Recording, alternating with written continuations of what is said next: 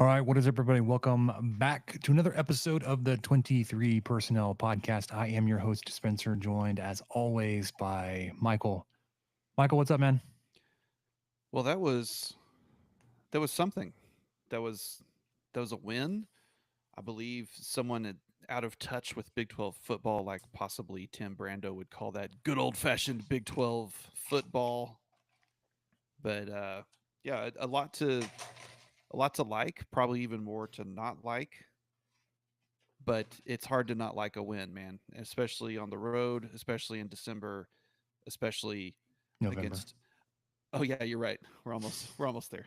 I've, almost. I've been in Christmas mode for a while, man, and I think we've Hey, we've one had more week. Christmas. Yeah, we've had Christmas music going since early November, and I think what's helped is we've stuck with instrumental, so we haven't gotten tired of it. We haven't heard Hmm, too much Mariah Carey. Mariah Carey or too much Michael Bublé or Harry Connick Jr. or whatever. So we're in good shape here. But anyway, Starting off the YouTube comment strong, Nathan says, "We didn't blow it. It's a that's great right. day to be a Red Raider." Yes, sir. Um, Welcome to your instant reaction to Texas Tech taking down Oklahoma State in Stillwater 56-48. Put your hands up if you saw this game getting to 100 points. I did not. I You and thought, I joked, not joked, but thought, man, this is going to be one of those games that Tech is going to somehow either lose or let them hang around. But this still surprised me. I wasn't expecting this type of just complete collapse defensively from both teams. yeah, I honestly, I thought Texas Tech offensively may have had a decent day going up against this Oklahoma State offense.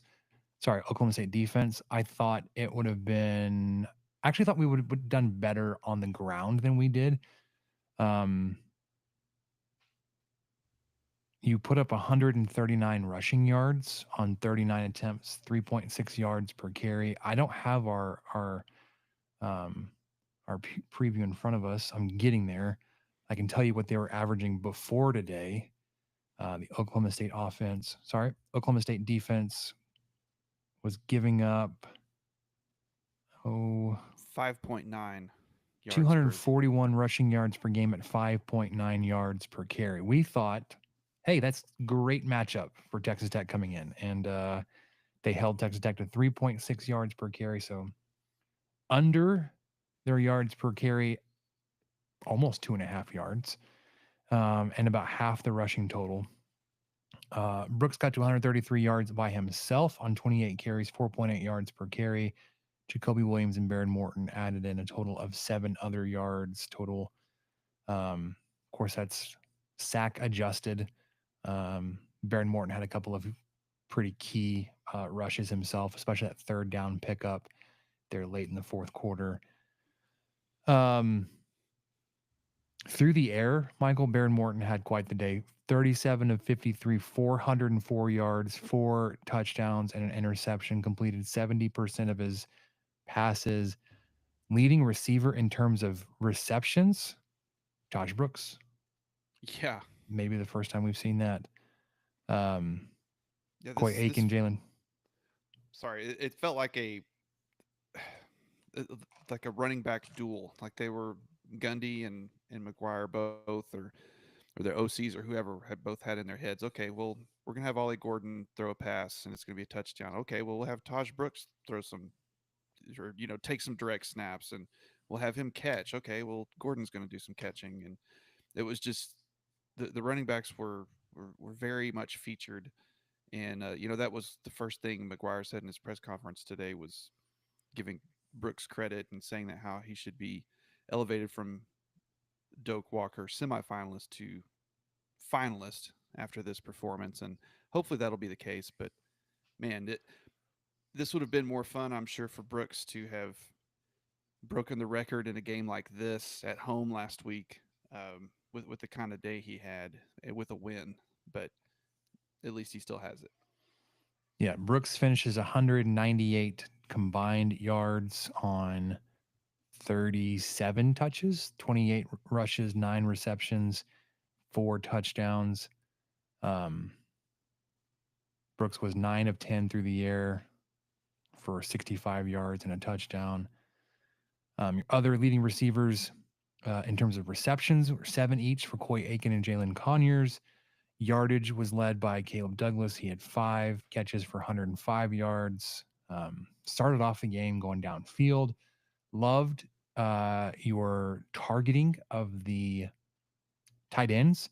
Jalen Conyers had 7 catches for 7 targets. I know he missed one, so that must have been a play that had a penalty attached to it or something. John Carlos Miller was 2 for 2. Mason Tharp was 2 for 4. So that's 4, 6, 13 targets of the tight ends. And man, they're huge. They're great. It didn't feel like you were forcing it either. They were open, available, schemed open. You had great matchups. You weren't doing weird things to get the ball to them. You weren't like lining them up in the backfield as wildcat quarterbacks. I don't know how it officially goes down in the books because you had 4 tight ends on the field at the same time, but one of them was lined up in the backfield, kind of like a fullback. So technically, that could have been 23 personnel. I'll Hey, have to go get a screenshot and replace all of our header images with that. It could have also been 14 personnel, which makes me my palms sweaty, a little excited. you think Um, do we need to rename the? Do we need to rebrand? the 14 personnel. Um, there was at least one play you had 2 backs on the field. You had Jacoby Williams and Taj Brooks in the backfield together. I mean, it wasn't like Brennan Marion go offense style 2-back set, but I mean, you'll take it. My goodness, we've got some comments coming in. We'll try to keep up. Cross Timbers Redditor says it was nice to see Joey get fired up at the officials about the timeout situation. Yeah, so we'll get to that in a little bit. Yeah. Alan Corbin, Zach Kelly called a great game. The offense looked like a 2003 Leach scheme. I can't confirm 2003 Leach scheme. I was not a fan then. Offense did look good. We ex- I expected you had a great first quarter. I expected a step back in the second quarter. You scored 14 in the first quarter, 7 in the second. That is your first second quarter points in a month. Your first second quarter points in the month of November, and we're on the 23rd here today. Granted, it's only game 3, but your 1 touchdown in the second quarter in 3 games is a little ridiculous. But then you stepped it up. Third quarter, you had 14 points. Fourth quarter, 21. And then, as I shared in the Discord, on brand, you gave up 7 points in the first quarter, 7 in the second, 14 in the third, 20 in the fourth. So the exponential growth about how your defense gives up more and more points as the game goes on. You put them away. There were definite moments where you felt like you left points on the field and that you didn't finish them off sooner. I'm thinking of when Oklahoma State misses a field goal attempt, hits it off the upright, and then you go 3 or 5 and out, 3, 4, 5 and out, real quick, gave the ball right back. Had you scored there, made it a two possession game that early in the fourth quarter, or that point in the fourth quarter, man, that would have really put some distance there. I loved that you took advantage of them trying to onside it. You recovered it, returned it, and then put points on the board out of that.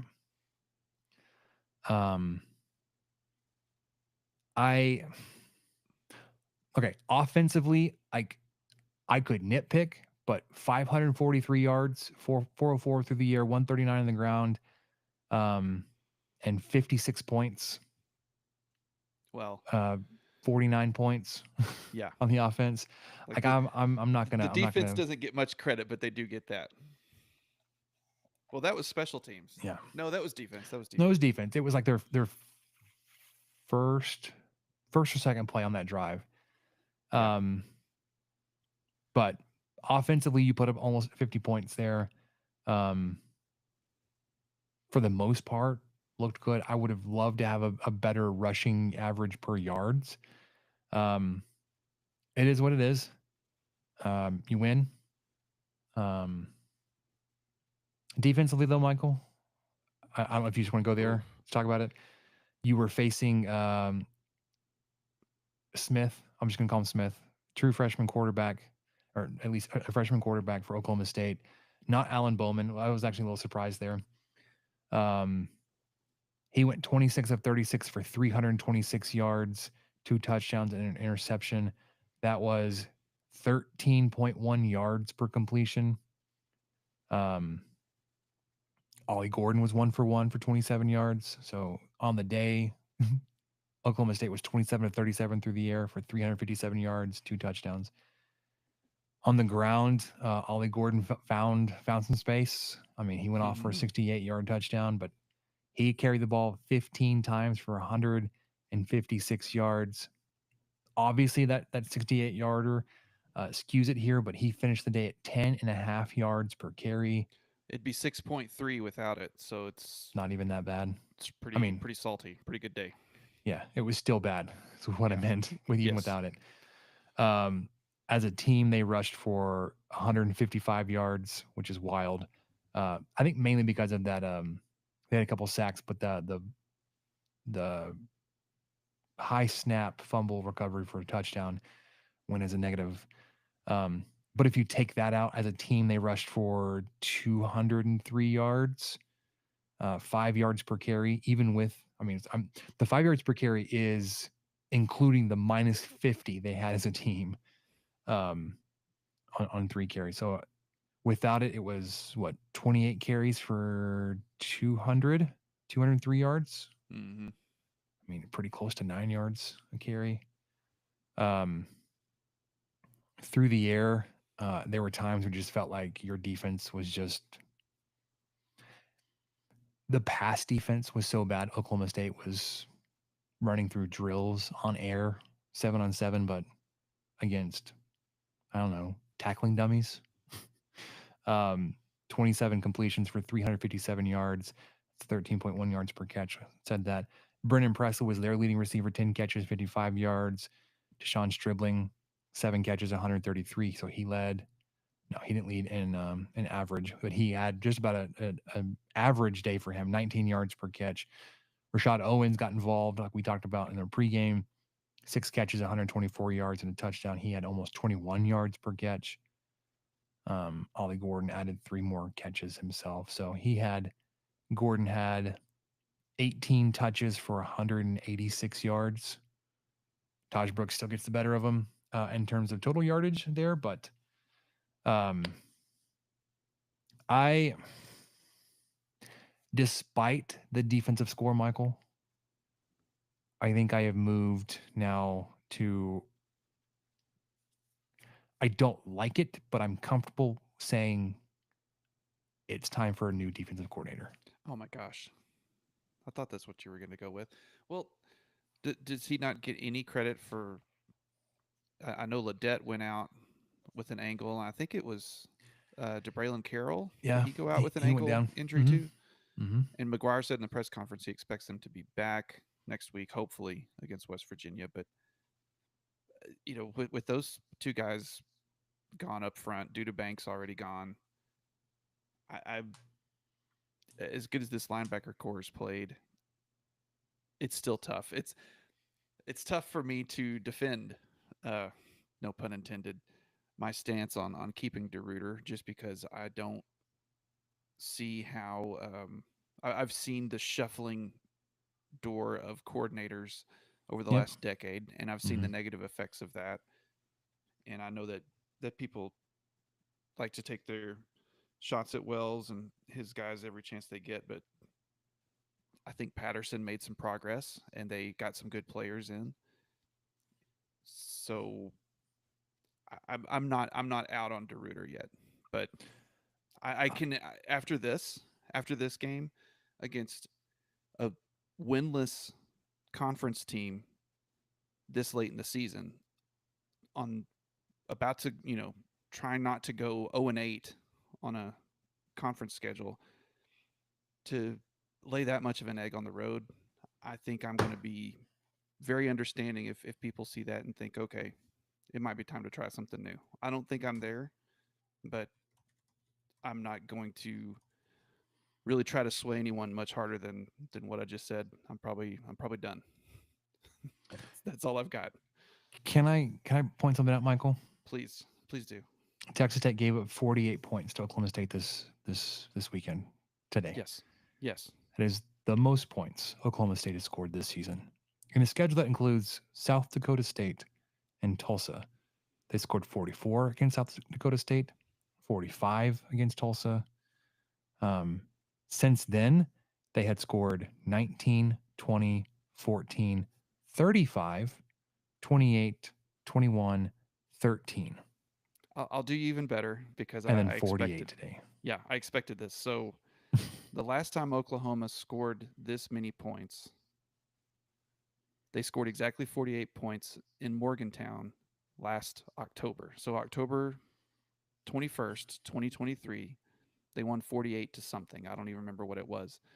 The last time they scored more than 48 points was against Arkansas Pine Bluff the year before.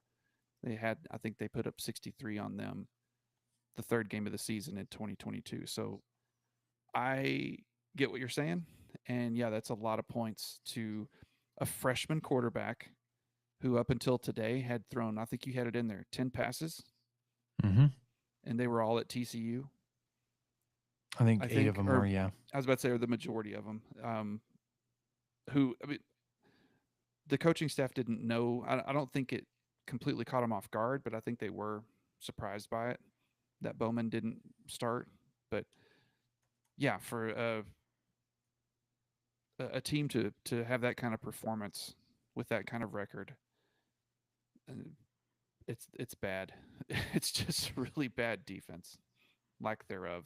And Tech's honestly, I'm not going to say they're lucky because Tech's never really lucky, but that high snap did did a lot of good things for that defense who could not get a single stop. I mean, they did, but we're being hyperbolic here. So, but yeah, that second half was particularly bad. The defense had um, punts.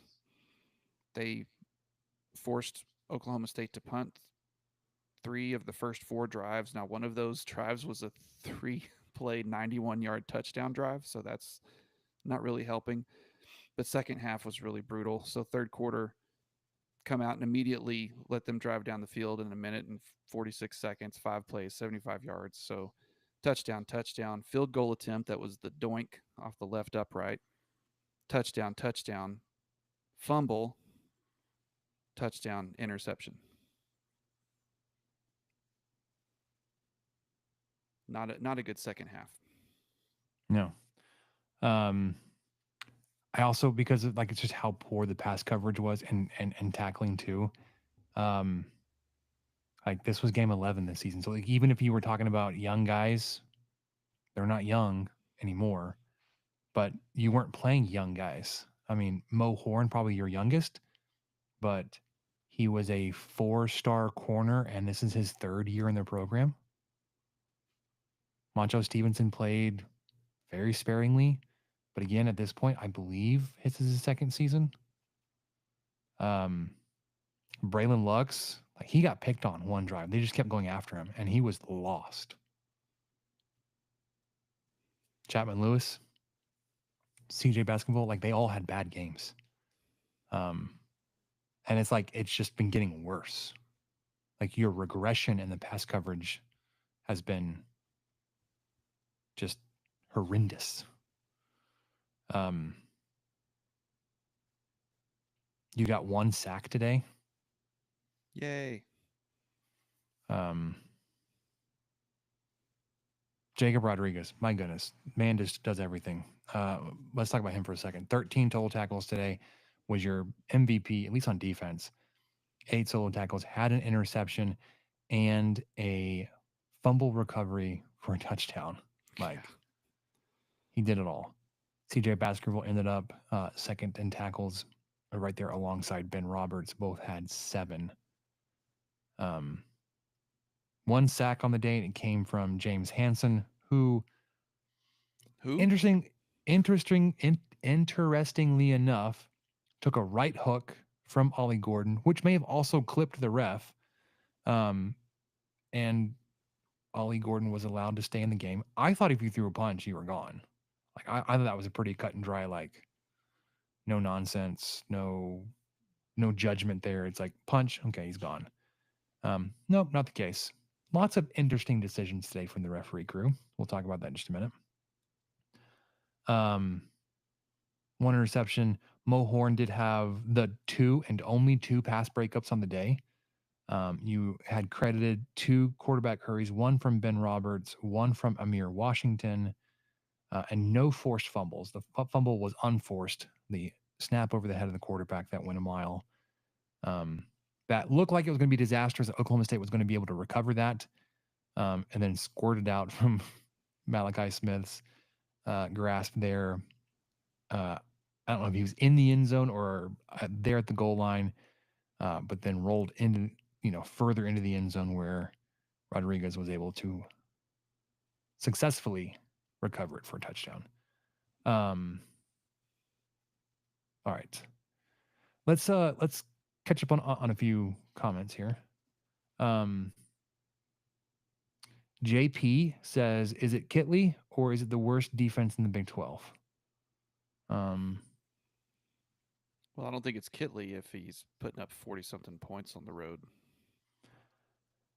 yeah, I don't have all that many things except for your offensive line was just again horrendous.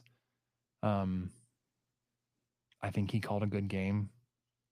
Um, there are instances, I think that fourth down where you got stuffed, um, when it was obvious they were selling out to stop the run. Like hindsight here, I get that play action pass there could have been back breaking.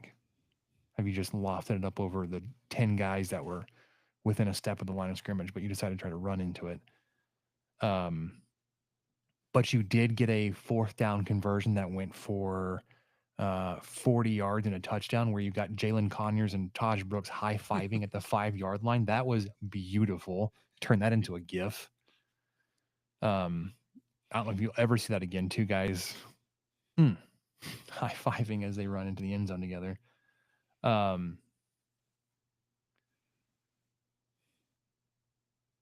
Alan Corbin says Iowa State is currently imploding in Utah, something I've done several times myself.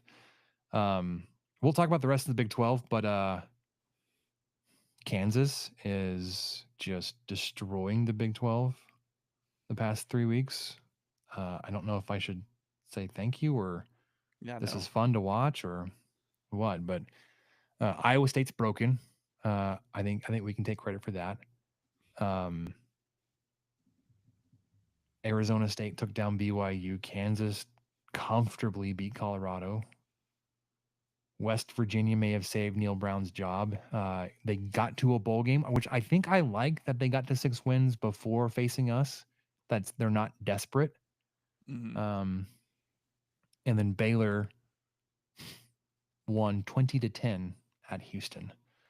Well, to kind of since we've kind of gone in there, so Alan must have written that a little bit a few minutes ago because Iowa State rattled just off scored. a 75-yard scoring drive and are up 31-28. But I know exactly what he was talking about because I was watching that when we started.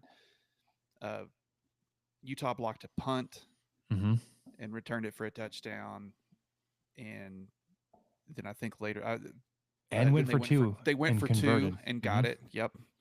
And then they took the lead later, which I kind of wasn't paying attention for that.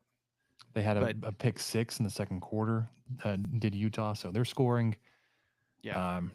Two non-offensive touchdowns. Iowa State retakes the lead.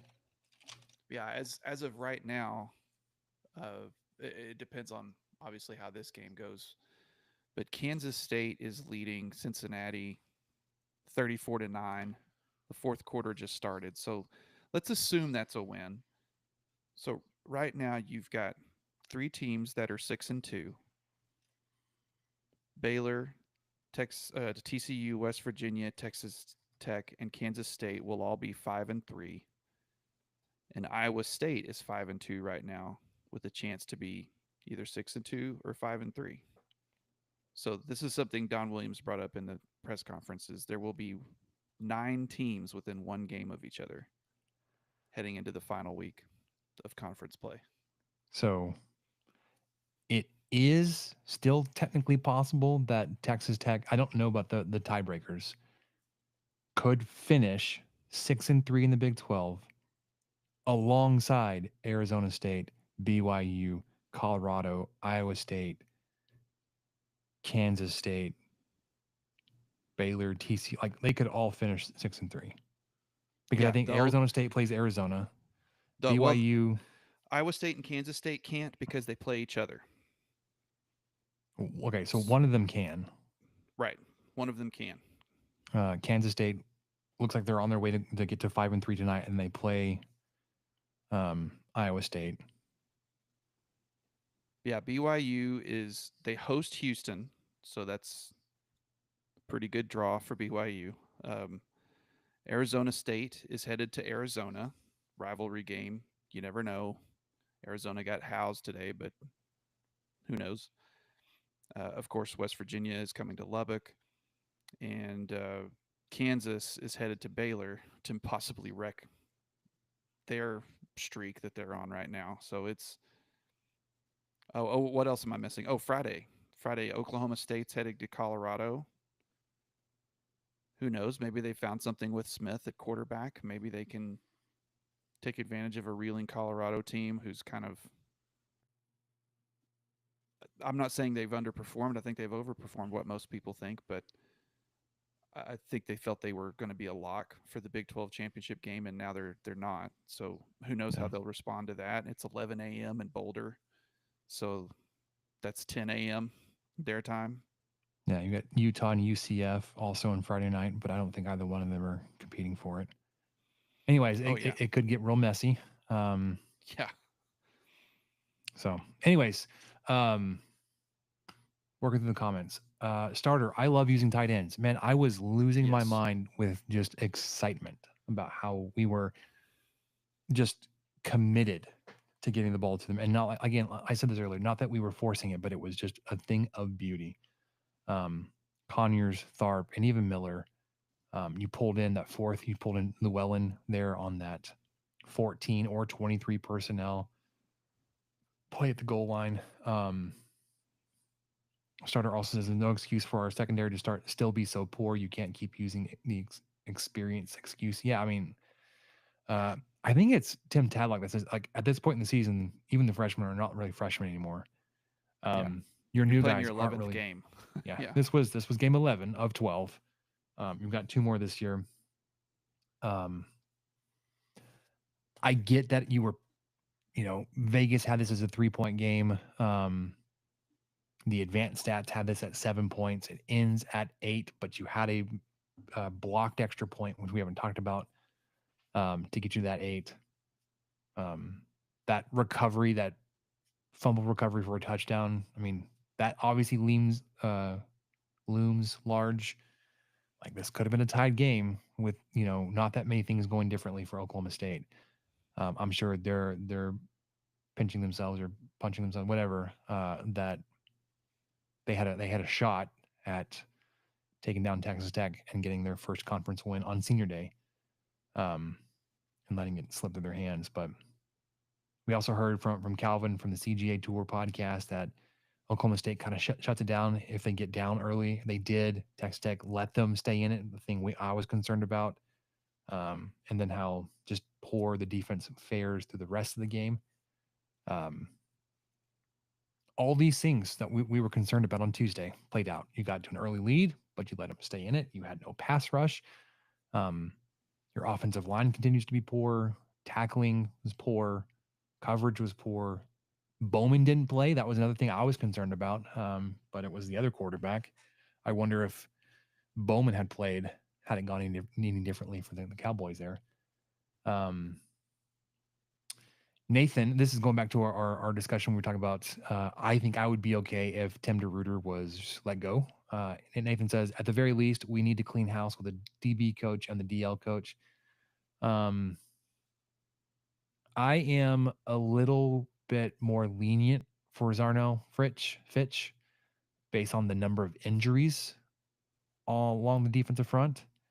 Defensive backs, I think, he can be relieved. I think Clay McGuire can be relieved. Offensive line, we knew that coming into the season, he wasn't a great O-line coach. His units before coming here weren't that great. Um, and guess what? This year's unit isn't that great. Um, there was a time when I wasn't the only one thinking this, but there was an injury along the offensive line. And I was like, well, I don't think that's actually that bad of a thing that happened. Like, obviously, I don't want him hurt, but him not being on the field, I think may help us. He did end up coming back in the game, so glad he's not too seriously injured. Um, so do you have any like I know we're still in the season, Michael. And I don't think there's any point or value in letting coaches go mid-season because you're not going to get a jump on a job search or a replacement. But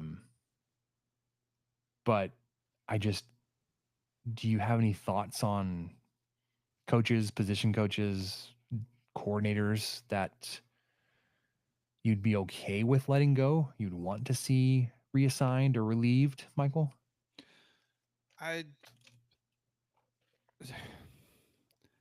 I've never Who do you been want the fired, man? Let's go. yeah, What that's the names? thing. That's the thing.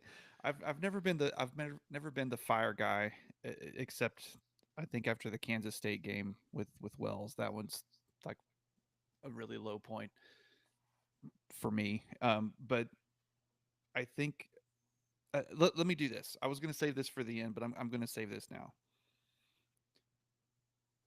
Texas Tech is a 7-4 team. Mm-hmm. They're on the verge of winning 8 games for the first time since 2009. Mm-hmm. Prior to Coach McGuire, Texas Tech's last Big 12 winning season was also 2009. And McGuire has done it 3 times in a row. He and this staff have gotten over 500 in Big 12 play 3 years in a row. The last time that happened, Spencer, was 1995, 96, and 97, back in Spike Dykes' days. Mike Leach never did it. Mm-hmm. He got close. He had a couple of 4-4 seasons. Obviously the 5-3 one that I just mentioned, 7-1. A 5-2 or 5-3 season, maybe in the BJ Simmons days, but never had 3 winning Big 12 seasons in a row. So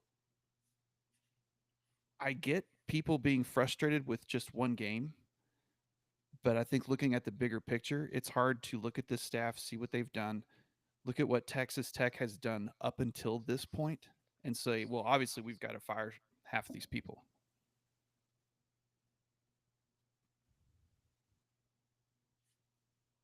But I'm also the same person who said, well, I'm not saying to fire DeRuiter, but I'm getting people's point now after today because that was Yeah. pretty tough. So no, I don't think I'm not going to point to a single positions coach. I guess we could look at DBs that the pass defense has been really susceptible. That would probably be the one place that I would really consider a change. But I'm really glad I don't have to make those decisions. Yeah. I'm not trying to fire people. You're not? No, like I'm not out for like I need this person fired, otherwise I'm not gonna feel good. Oh, Or I just think like in terms of how do I say it?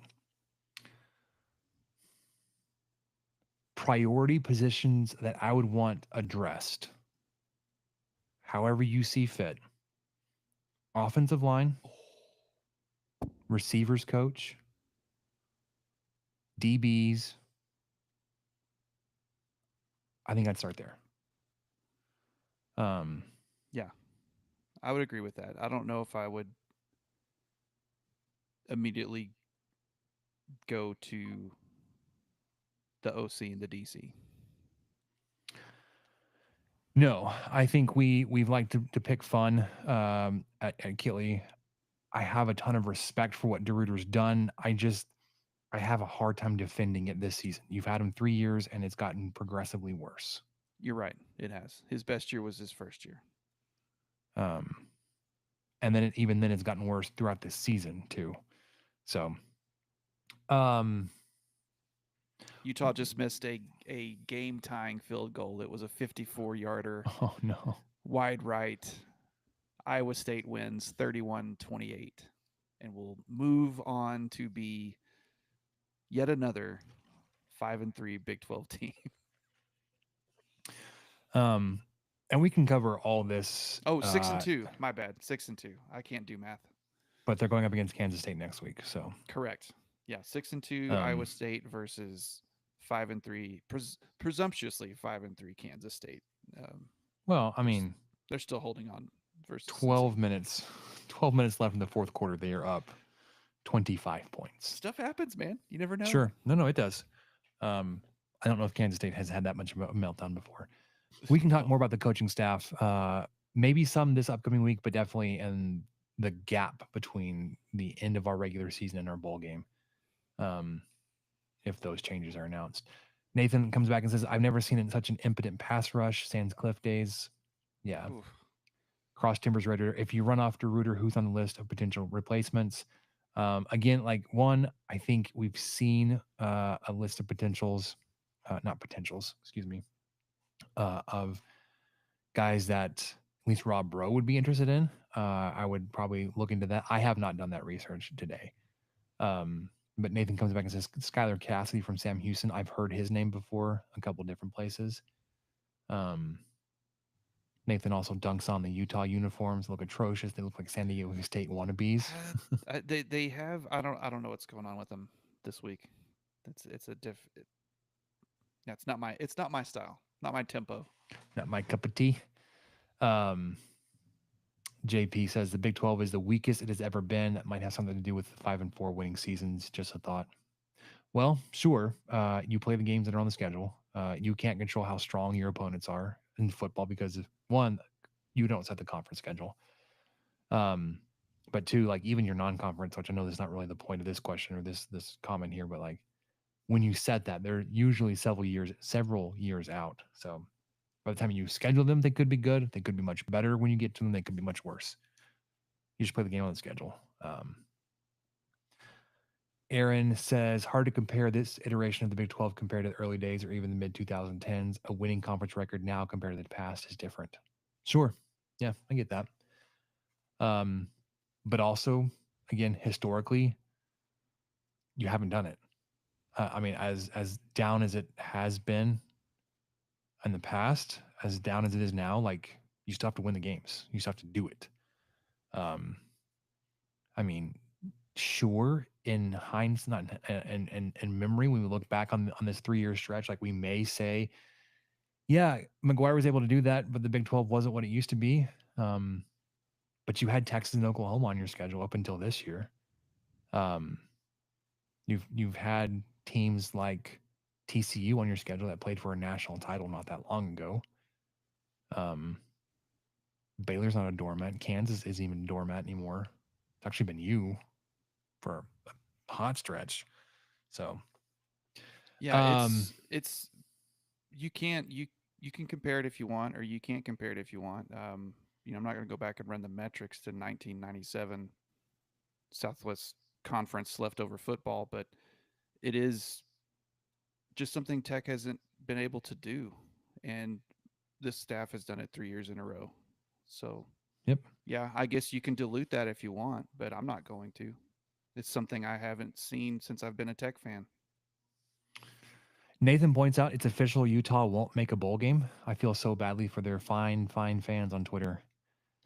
Um, yeah, I mean, for a team that came in so confident they were just going to run things for the Big 12, to come in and miss even a bowl game in year one couldn't happen to a this time. So I mean, so unfortunate for them. Well, and speaking of kind of Big Can't 12, stand the Utah fans.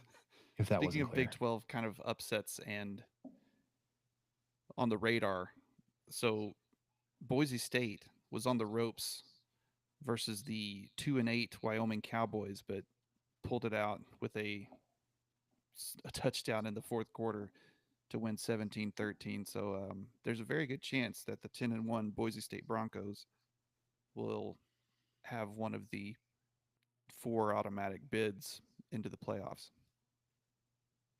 instead of a Big 12 team. We'll get to Big 12 and playoff stuff maybe this week or maybe following the conclusion of the regular season.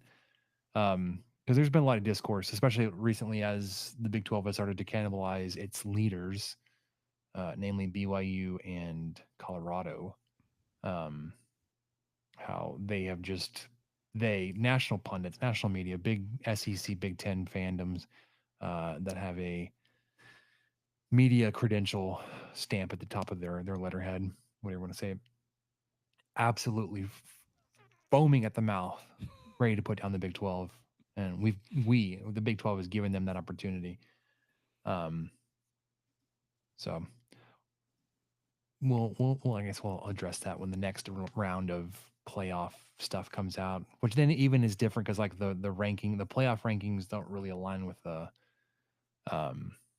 seedings and all that kind of stuff. Plus, you gotta get through the conference championship games. Do you think the Big Ten takes a hit because their last undefeated team lost tonight? No. But I mean, shoot, Big 12 lost their undefeated team. They're like, Big 12 sucks. We just knew it. BYU wasn't ready. Drop them out of the 12. Drop them out of top 12. Yeah, I doubt Indiana falls to 13 or 14 or something this week. What do you say? 6. No, they were I think 5. I think they'll be lower than that. You really? 8. You think 5? No, I think they were 5 today. Let's see. Yeah, they were 5, but they lost pretty handily. And but they lost at Ohio State, number 2 Ohio State, Michael. That's true. That's true. That's a quality loss if I've ever seen one. That's for damn sure. So I think it's going to be. Well, let's see. Boise State won, so they've got to move up somehow. Hang on a second. Let me top 25. Where are we? Oklahoma is throttling Alabama right now. So Alabama's going to move up because that's in Norman, and that's a quality loss. That's a quality loss. Even though it's 3 touchdowns, they're going to move up. Well, just a bad day. Just a bad day for the Tide. A&M is leading Auburn there on the road, but they're 15th. Ohio State, like I said, it was a 2-5 game. Ohio State defeated Indiana. Miami just obliterated Wake Forest, 42-14. Florida at home took care of number 9 Ole Miss. So they're just clearing space for Indiana to fall back a little bit. SMU took care of business. Illinois won. Georgia won big. UMass. Tennessee blanked UTEP. Texas took down Kentucky pretty comfortably. Penn Army State lost, so they'll be like 25, maybe. Penn State wins by 1 over Minnesota, but there are 3. Top 4 will remain unchanged. I'll lay my money on that.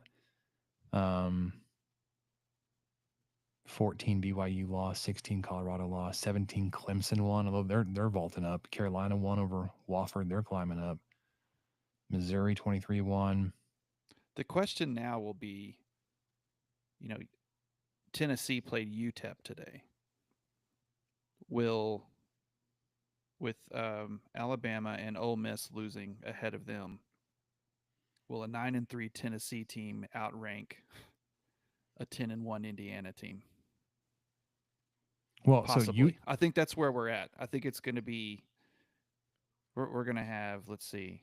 Georgia and Tennessee both won. They're going to move up together as a pair. I agree. Guarantee that. Agree. So Georgia is going to be 7, Tennessee will be 8, and then Indiana will be 9. Well, Miami's going to have to move up too. They may go up to hold on. You think they won't go above Tennessee though? 7 lost, 5 lost. So that's 2 spots. Like Miami could go to 6. Who's 6 right now? Oh, you're right. You're right. Notre Dame won. So Notre Dame's going to move up to 5. Then probably Georgia Miami. 6. Ooh, You think so? Miami's not going to, they are not going to let Miami leapfrog Georgia and Tennessee. No, No Miami's at way in 8. hell. Miami's 8 right now. Georgia's 10. I think they're going to move up. They're going to compress. It's going to be Miami 6, Georgia Oh, 7, I'm looking at the UTEP top 8. 25. I'm looking at the AP.